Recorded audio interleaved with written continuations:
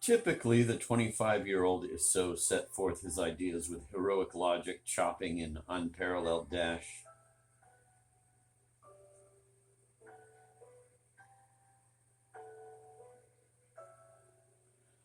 Every politician defends the interests of one or another specifically defined mass, while subjugating to it the surging force which is our youth. And those who manipulate the masses deny the suffering of youth as such.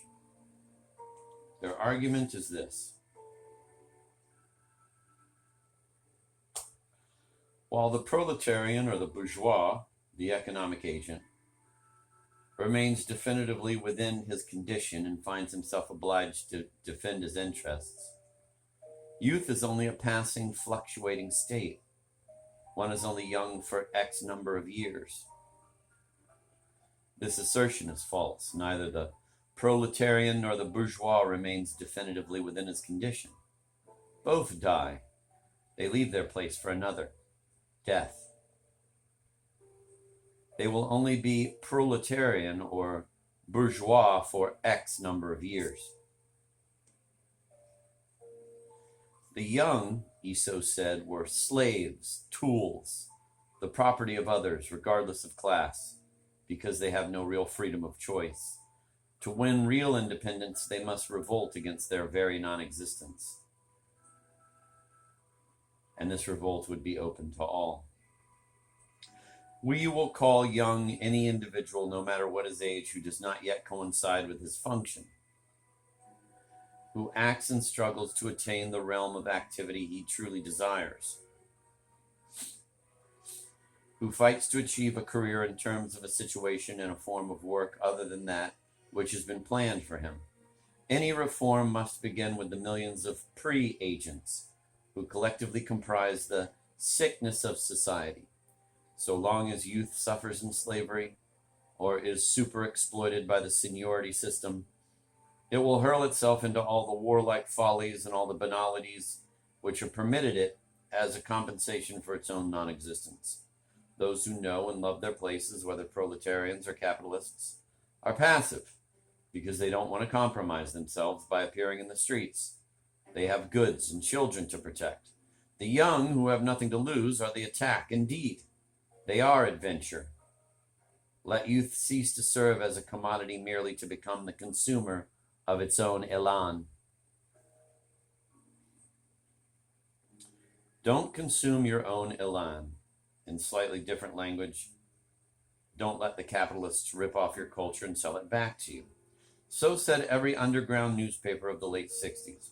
For anyone who lived through those times, to read Issou's statement today is to experience an unnerving displacement, because in 1950, Issou's ideas were completely at odds with any other sociological formulation, because time has made the holes in his ideas so evident, and because displacement is the sensation that inevitably accompanies a confrontation with the first living version of dead, received ideas.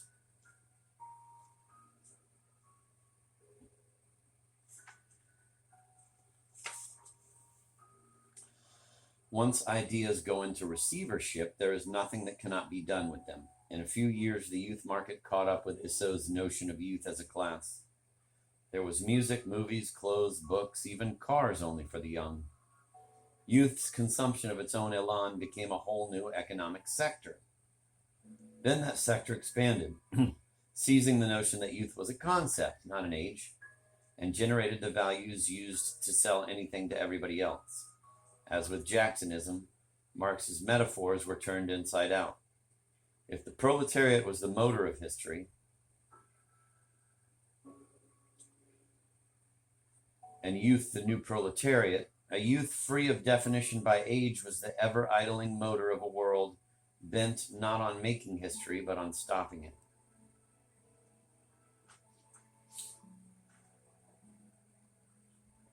In 1984, Catherine Deneuve, born 1943, appeared on television to promote Youth Guard, a skin cream.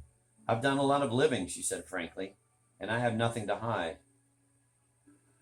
Translated from the Franglais, the semiotics of her script did not merely suggest that Youth Guard would guard one's youthfulness, that it would keep one youthful. Rather, Deneuve was saying youth could not be defined by age. Youthgard, the blonde film star said, her face still striking, barely slipping around the edges but squaring, was a spiritual product. Not an elixir, but a talisman. Youthgard, unlike other skin creams, hid nothing. It made what one had done, what one knew, what one was, glow. The young, Deneuve argued, were those who'd done a lot of living and were ready for more. An inversion far more fabulous than Isso's was taking place. Merging experience and anticipation, years of suffering and an unbroken lust for novelty.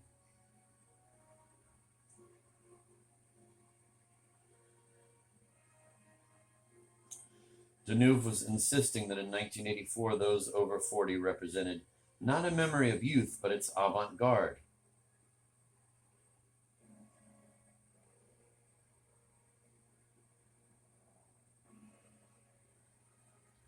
Sociology intensified semiotics. As Deneuve read her lines, her generation still made the biggest bulge on the census charts. As it had ruled the glamour principle of the go-go economy of the 60s, it ruled the supposed scarcity economy of the 80s. More than that, her generation had acted. It had fought for change. It was the generation of the Sozante Cuitards, the 68ers.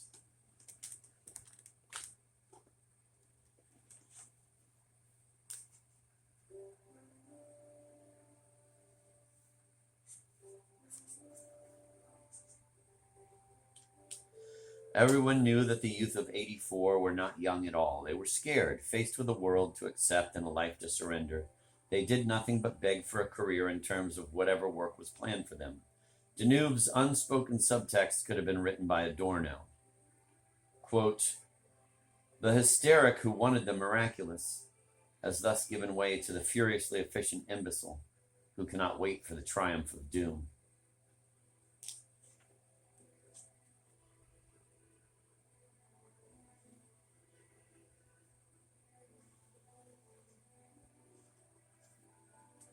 But those imbeciles were not Deneuve's target audience, and there was a message even beneath her subtext. Symbolically, if not physiologically. Deneuve and those to whom she spoke were past childbearing. In 1984, her son was a movie star in his own right. Under the banner of Youthgard, she and her generation signified the freedom to indulge untrammeled sexual desire without the wish for children.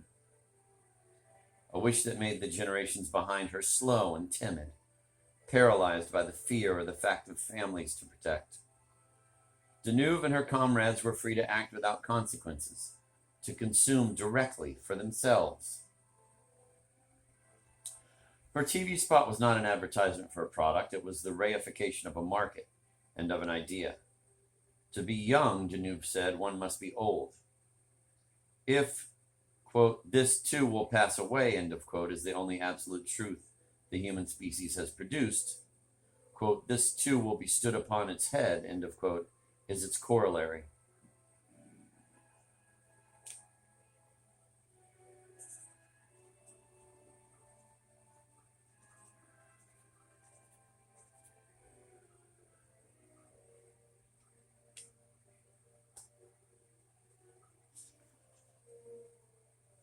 Our program contained a more immediate contradiction, and it reflected Isso's own inordinate personal ambition. The idea that the real motive force of modern revolt would be the will of the historical actor to achieve a career in terms of a situation and a form of work other than that which has been planned for him.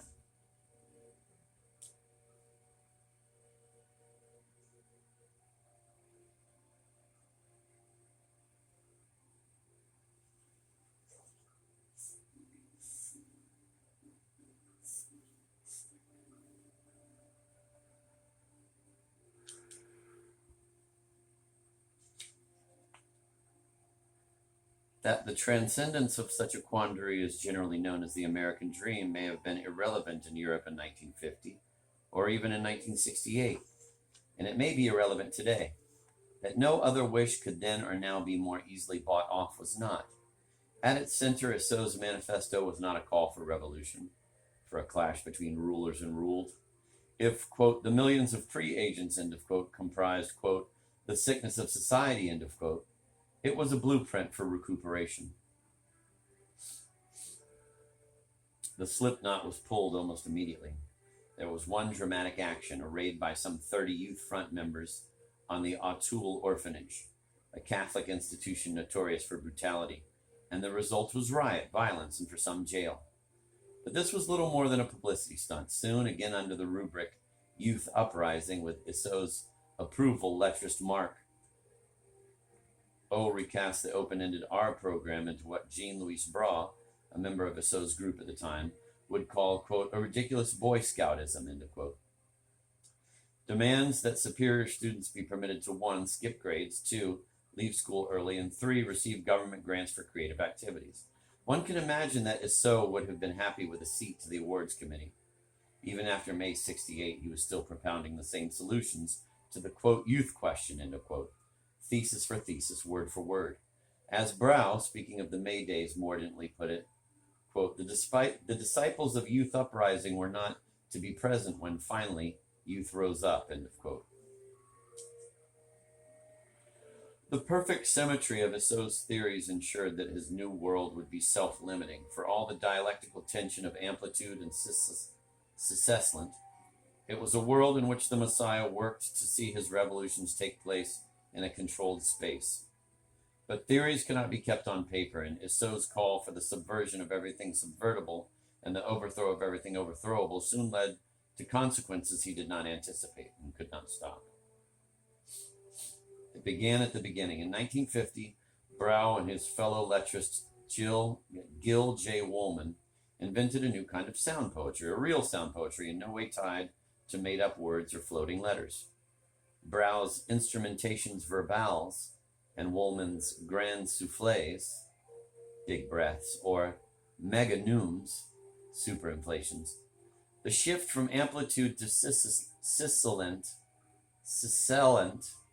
had been described as the transition from a giant sigh, where the arts take in oxygen, sunshine, and other nutrients which are transformed into a rich lifeblood, to a huge exhalation, the part of the sigh which signifies the consumption of all usable oxygen, expelling carbon dioxide, muscles full of lactic acids, and the brain fatigued. At first offering elaborate theorems postulating the mechanics of synthetic death, this is what the Brahe-Wolman poetry aimed to realize. Then the two leaped over Isso's rules and made them seem quaint. They did not return language to its constituent elements. They went back to its purely physical origins. They went out of history, past the inevitable distance of the conscious human being from the natural world, past Hegel's definition of alienation, his definition of what it meant to be human. They knew what Hegel thought. They knew, too, that Marx had turned Hegel's idea of alienation upside down by socializing it, fixing alienation in the distance of human beings from the world they themselves made, insisting that in the recognition of that distance was the beginning of consciousness, in its refusal the beginning of revolt. As students, Brahe and Wolman probably agreed, but from where they stood as poets, revolt somehow preceded consciousness and superseded it. Posters went up. Working from later recordings, one can imagine the scene. Isso, Lemaitre, Pomerand, and the rest recite their scrambled letters. Words are separated from their meanings. The breach between humanity and its invented world is plain, but it is an old story and it is incomplete. Words shatter, but the letters hold their shape. Then Wolman, a 21-year-old with a carefully trimmed mustache, stands on a table. He proceeds to create a pre-phonetic explosion that denies any lexical description. Unknown tongues flow from his mouth, not languages, but the linguistic organs as such, searching the air and slamming the cheeks and teeth. Sound shoots out of the top of Wolman's head. Hideous noises range the room. He has become a primeval Homo erectus on the verge of discovering speech, but he remains unready to recognize it. The 24 or so people in the tableau lean forward. Wolman is creating an absence they can feel. The possibility that the human species could have gone on without language is inescapable. Clicks, coughs, grunts, and broken moans reach crescendos and crumble. Every nascent rhythm is defeated. Now it is the diaphragm that is speaking, then the nose, then the bowels.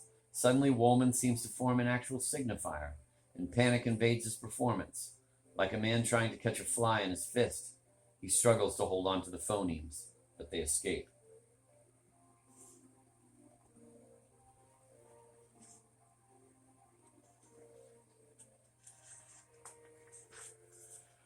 On Isso's terms, no matter what this poetry suggested, no matter what, on Isso's terms, no matter that this poetry suggested that nothing was certain and everything was possible, such ultra-letrist experimentation was a sophomoric exaggeration, an infantile disorder. A heedless attempt, Isso wrote in words Phil Spector might have appreciated, to smash the wall of sound. The mechanics of invention did not allow for it. Conscious decomposition could not go so far.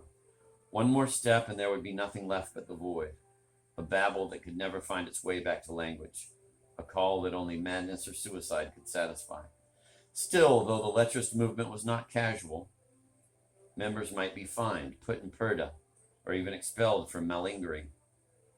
Aesthetic pluralism remained in effect, with heat and without rancor. Isso, Lemaitre, Brau, and Woolman debated the question in issues of the letrist review, This could be contained. As a public space, the tableau was a secret. The invasion of Notre Dame by another band of letrists was a different story.